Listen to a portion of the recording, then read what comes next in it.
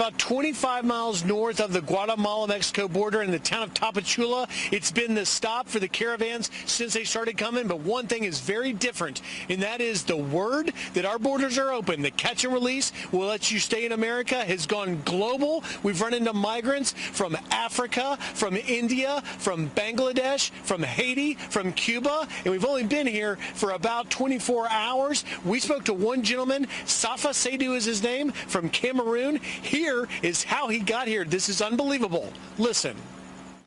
I'm from Cameroon, and my journey, I started from Cameroon to Nigeria, from Nigeria to Turkish, from Turkish to Colombia, from Colombia to Panama, from Panama to Ecuador. From Ecuador, I start coming back now by boat, by a bus. And I come and reach back to Colombia, and I take my boat. From Colombia, I arrive to Capogana.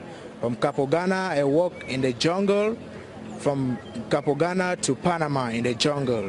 When I arrive Panama, I walk now from camp to camp. I left Panama to Costa Rica. From Costa Rica to Nicaragua. From Nicaragua to Honduras. From Honduras to Guatemala.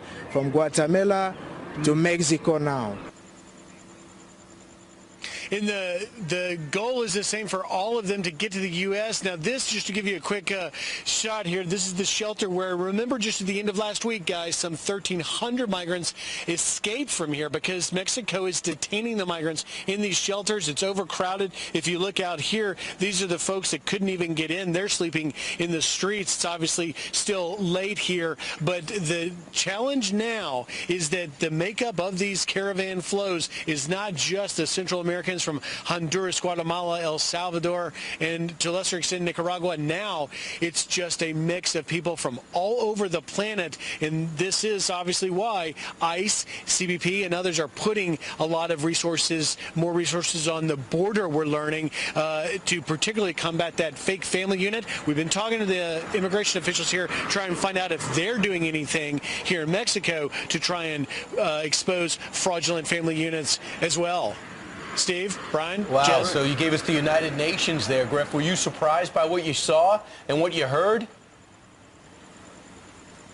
I was surprised, absolutely, but you know, even more so, Brian, the Mexican officials here, we spoke for a long time off camera to one of the immigration officials here, and they said, listen, we really haven't seen this kind of flow. There is a heavy presence of Cubans, and that is significant because they've had Cubans for years and years and years, but not in these numbers right now, and there are no more visas. Before you could get a visa for, you know, up to a year, or particularly more so recently for about 20 days to try and go apply for asylum, but they're pretty much trying to cancel that right now because so many are coming and they want to keep them here in the southern part of Mexico. Wow. And it doesn't seem by any indication that the migrants have an interest in staying here. Man, oh man. All right, Griff, thank you very much. Great reporting today.